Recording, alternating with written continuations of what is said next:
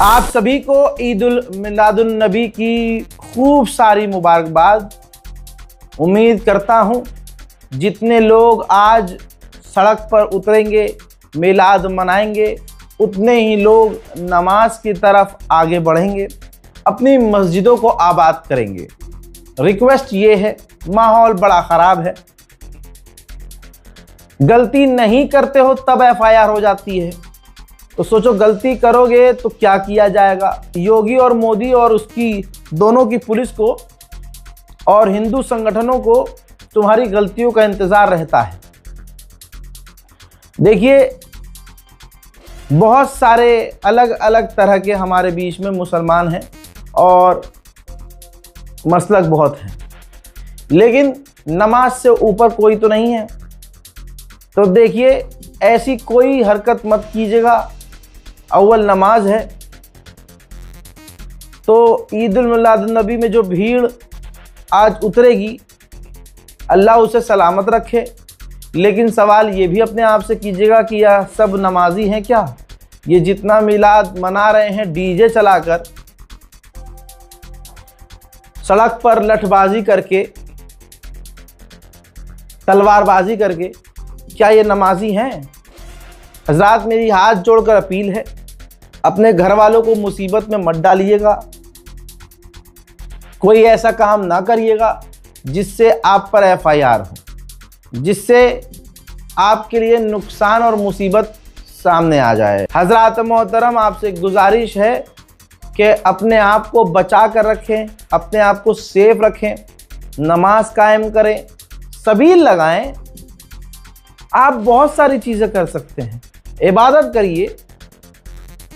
मेहरबानी करके वो कावड़ियों की तरह काम नहीं करना है। डीजे गाना के अगर भाई इस्लामिक नात पढ़ रहा होगा, इस्लामिक नात के साथ साथ पीछे म्यूज़िक चल रहा होगा, उसकी बीट हाई होगी, आप कावड़ियों की तरह अपना डीजे तैयार करके धपड़ धपड़ धपड़ लेके चलोगे और डांस भी करोगे, कूदोगे भी, सर पर टोपी रख के, तो तुम में और अंधभक्तों में कोई फर्क नहीं रहेगा। हजरात, इसी के साथ सबसे बड़ा अपडेट ये है कि जो पाकिस्तान के army chief Asim Munir Iran गए थे, ये वीडियो देखिए, भूले नहीं होंगे आप। और मैंने आपको बता दिया था कि ये अमेरिका का पैगाम लेकर गए हैं, अमेरिका की कोई बात बताने गए हैं, रिक्वेस्ट करने गए हैं। हजरात, खुलासा ये हुआ है कि ये आसिम मुनीर पहले ट्रंप से बात करता है, ट्रंप ने इसके ज़रिए ईरान को मैसेज भेजा और आसिम मुनीर ने जाकर ईरान से हाई लेवल मीटिंग करने के बाद ईरान से कहा कि डोनाल्ड ट्रंप का ऑफ़र आपके लिए ये है कि आप बस स्ट्रेट हॉर्मुज़ खोल दें, इसके बदले आपके ऊपर से सैंक्शंस हटाए जाएंगे, आपकी जो रकम है, फ्रीज रकम, उसको रिलीज़ किया जाएगा। और साथ ही आपसे ये रिक्वेस्ट है कि आप अपने प्रॉक्सीज से हमले बंद करवा दें। इसके अलावा बड़ी बात डोनाल्ड ट्रंप ने कहलवाई है कि हम ब्लॉकेज भी हटा देंगे, आप आराम से ट्रेड कर सकते हैं, बिजनेस कर सकते हैं।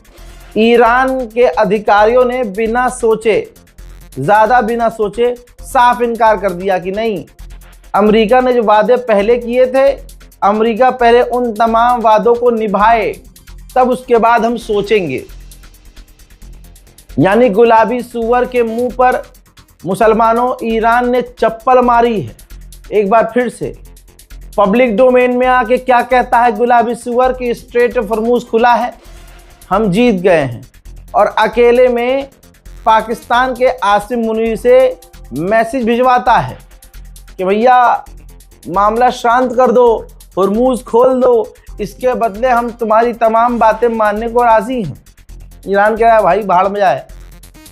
ईरान कह रहा है तुमने पहले जो वादे किए थे उनको निभाओ, उसके बाद देखेंगे करना है क्या।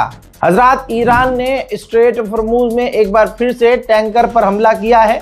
वार्निंग दी गई थी, मैसेज छोड़ा गया था ईरान के द्वारा, समझाने की कोशिश की गई थी, लेकिन टैंकर रुका नहीं, आगे बढ़ता रहा। ईरान के बताए हुए रास्ते को फॉलो भी नहीं कर रहा था, जिसके बाद ईरान ने उस टैंकर पर हमला कर दिया। अभी तक ये कंफर्म नहीं है कि वो टैंकर किस देश का था। गुलाबी सूअर ने ट्वीट करके फिर से दावा किया है कि हमने स्ट्रेट ऑफ हॉर्मूज में बिछी हुई माइंस को तबाह कर दिया है। ईरान की जो छोटी छोटी बोट्स हैं हमने उनको भी तबाह कर दिया है, पीछे धकेल दिया है। हॉर्मूज आज़ाद है, खुला हुआ है। आगे इसने कहा कि हमने ईरान के पिक्स एक्स माउंटेन पर नज़र बनाई हुई है। अगर हम बता दें कि हमने उनके कई सारे न्यूक्लियर प्लांट को, न्यूक्लियर एरिया को तबाह बर्बाद किया है। अगर इसके बावजूद ईरान ने दोबारा माइंस हॉर्मूज में बिछाने की कोशिश की तो हम बड़ा हमला करेंगे हॉर्मूज में। यही होता है जब डोनाल्ड ट्रंप जलील होता है तो सामने आके धमकी देता है। इज्जत क्या ही रह गई। कम से कम पाकिस्तान तो ये देख रहा है ना कि भैया हमारा आसिम मुनीर जा रहा है, ईरान से रिक्वेस्ट कर रहा है कि ट्रंप आपसे बात करना चाहते हैं, डील करना चाहते हैं, आपके खिलाफ ये जो ब्लॉकेज है ये खोल देंगे, आपके पैसे रिलीज कर देंगे, पाबंदियां हटा देंगे। लेकिन ईरान साफ मना कर देता है कि चल वे चल। तो कम से कम पाकिस्तान को तो पता चल चुका है कि ईरान कितना पावर में है। अब इसके बाद ऐसे ट्वीट करके डोनाल्ड ट्रंप गुमराह करना चाहता है लोगों को। नहले पर दहला ये कि ईरान के राष्ट्रपति ने जलील किया डोनाल्ड ट्रंप को और कहा कि अमेरिका पहले अपनी टोन ठीक करे, उसके बाद बातचीत देखेंगे। भाई अमेरिका इतना परेशान हो चुका है कि ये ईरान के 5 IRGC के टॉप ऑफिशियल हैं, ठीक है। अमेरिका ने उनके ऊपर इनाम रख दिया $10 मिलियन का, $10 मिलियन इनाम डाल दिया इनके ऊपर कि भाई आप IRGC के इन कमांडर की जानकारी दो, हम आपको इनाम देंगे। पूरी दुनिया के लिए खतरा बन रहा है इसराइल। इसराइल की तैयारी ये है कि हम स्पेस से, ऑर्बिट से अपने दुश्मन पर हमला करें। नहीं समझ में आ रहा है? खला, अंतरिक्ष, वहां पर इसराइल अपनी मौजूदगी बढ़ाने की ताक में है और कोशिश कर रहा है कि हम अपने हथियार और लेजर डिफेंस सिस्टम अंतरिक्ष में, आसमान के ऊपर तैनात कर सके ताकि हम जब दिल करे दुश्मन को मिटा सके। अमेरिका कुछ कर तो पा नहीं रहा है तो बस ईरान पर पाबंदियां बढ़ा रहा है। अब जो ईरान के ऊपर नई पाबंदियां अमेरिका ने लगाई हैं उसमें भारत की 4 कंपनियां भी लपेटे में आ गई हैं। यानी ये अमेरिका ईरान के साथ साथ ईरान के सहयोगी देशों का भी तगड़ा नुकसान कर रहा है। आसिम मुनीर के साथ पाकिस्तान के इंटीरियर मिनिस्टर नकवी भी गए थे ईरान बात करने के लिए और ईरान ने मना कर दिया कि भाई पहले अमेरिका हमारी पुरानी बातें, जो पुराने वादे हैं वो शर्तें मान के दिखाए तब हम आगे सोचेंगे, हमें फिलहाल कोई डील नहीं करनी। अब जब ईरान से वो ये सारी बातें सुनकर वापस आए पाकिस्तान के इंटीरियर मिनिस्टर, तो उन नकवी साहब ने अमेरिका के एनवॉय से तुरंत मुलाकात की और तमाम वहाँ जो ईरान में बातें हुई, कैसे ईरान ने गुस्सा किया, कैसे ईरान ने साफ इनकार किया कि उन्हें डील नहीं चाहिए, उन्होंने डोनाल्ड ट्रंप का ऑफर जो है ठुकरा दिया, ये तमाम चीज़ें अमेरिकी एनवॉय को मिलकर बता दी है। मेरे दोस्तों, आपको याद है कि जंग के दौरान पूरे मिडिल ईस्ट से, हर अपने अलग अलग देशों से, UAE, Bahrain, Qatar, Oman, Kuwait, सब जगह से, सऊदी अरब से भी उसने अपने डिप्लोमेट्स निकाल लिए थे। फटी पड़ी थी कि भैया ईरान कुछ कांड न कर दे। अब दोस्तों, उन तमाम देशों में जहां से उसने, अमेरिका ने अपने डिप्लोमेट्स निकाले थे, उन तमाम अरब देशों, मिडिल ईस्ट के देशों में अमेरिका अपने डिप्लोमेट्स को वापस भेज रहा है। अमेरिका की एक रिपोर्ट आ गई है, आधिकारिक रिपोर्ट है। इस रिपोर्ट में जो खुलासे हुए हैं, इसके बाद अमेरिका के अंदर जो गुलाबी सुअर है डोनाल्ड ट्रंप, उसको और गाली पड़ रही है। डोनाल्ड ट्रंप से लोग किलस रहे हैं। मैं रिपोर्ट बताऊं? रिपोर्ट ये आई है कि जब डोनाल्ड ट्रंप ने ईरान पर हमला करके जनाब खामनाई को कत्ल करने के लिए आदेश दिया, तो CIA की चीफ ऑफ CIA ने कहा, ये रिपोर्ट है कि ट्रंप साहब अगर ऐसा किया तो याद रखिएगा ईरान पूरी तरह से एक्टिव मोड पर आ जाएगा, बौखला जाएगा, बड़े हमले करेगा, हमारे एलाइज पर हमले करेगा और तो और पूरे इलाके में जंग शुरू हो जाएगी, हालात खराब हो जाएंगे और जो आप रिजीम गिराने की तैयारी में हो, इस रिजीम के बाद जो दूसरी रिजीम आएगी वो इससे ज्यादा सख्त आएगी और वो परमाणु जरूर बनाएगी। ठीक है, ये CIA के चीफ ने कहा था। डोनाल्ड ट्रंप ने इग्नोर किया। फिर अमेरिका के उपराष्ट्रपति JD वेंस, उन्होंने भी डोनाल्ड ट्रंप को रोका और समझाया कि हमला नहीं करते हैं, ईरान को एक और मौका देते हैं, बातचीत के जरिए कुछ चीजें ठीक करने की कोशिश करते हैं, वरना चीजें बहुत ज्यादा हाथ से निकल जाएगी। ट्रंप ने इनकी भी नहीं सुनी।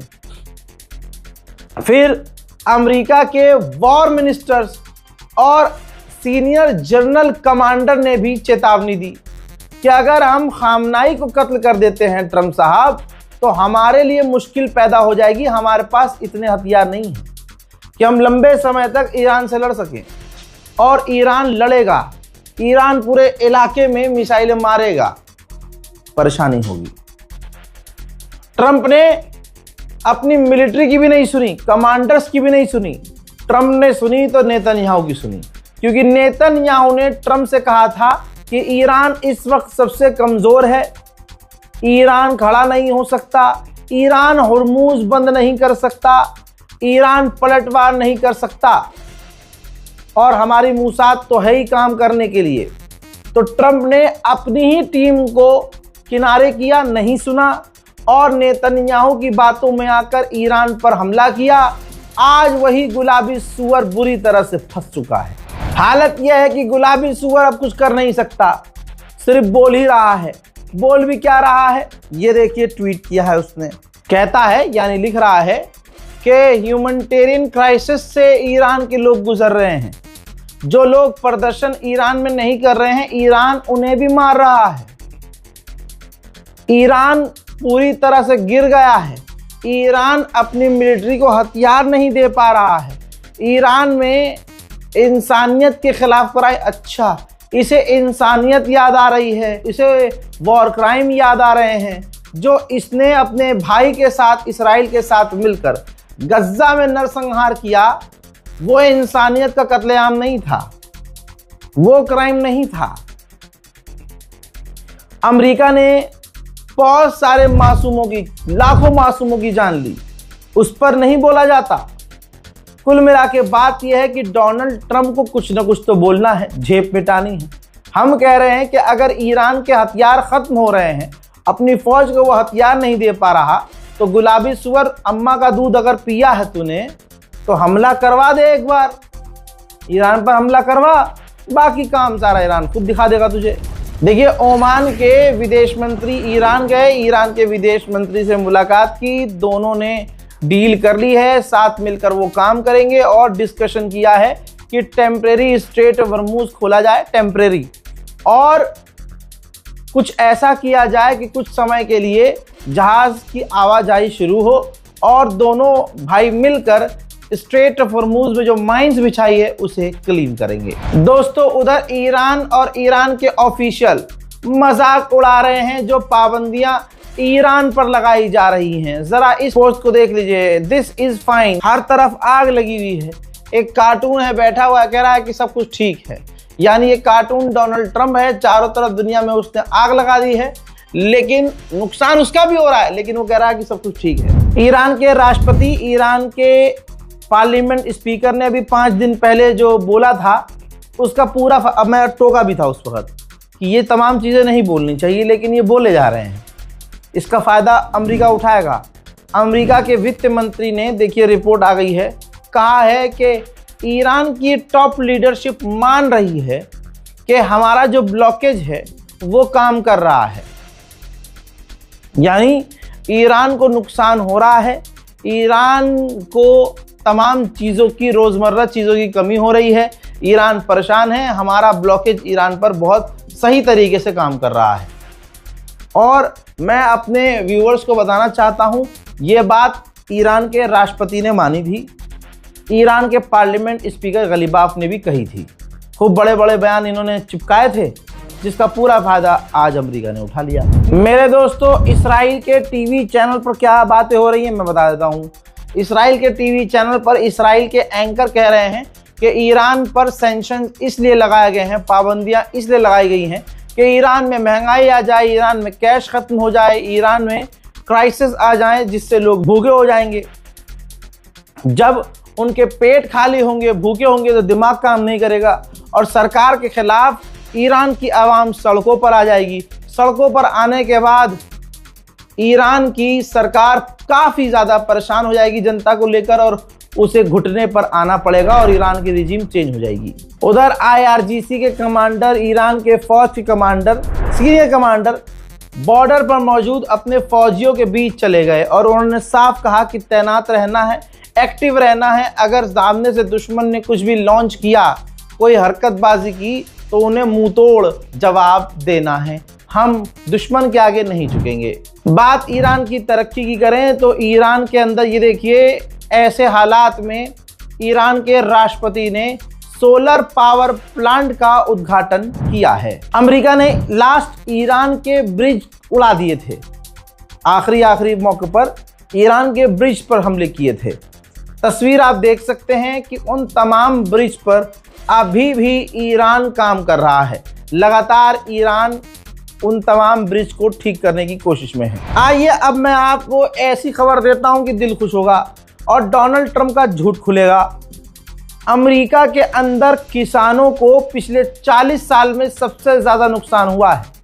ईरान की जंग की वजह से, ईरान के हमलों की वजह से अमेरिका के किसानों को $63 बिलियन का नुकसान हुआ है।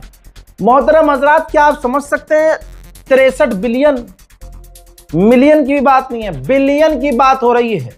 शेयर कीजिएगा इस वीडियो को। $63 बिलियन का नुकसान अमेरिका के सिर्फ किसानों को हुआ है। 40 साल में सबसे ज्यादा किसानों को नुकसान हुआ है। यह गलती किसकी है? गुलाबी सुअर। हजरात मोहतरम, फिलहाल के इस रिपोर्ट में, इस अपडेट में इतना। इस रिपोर्ट को शेयर कीजिए, चैनल को सब्सक्राइब कीजिए, दुआओं में याद रखिए। जय हिंद।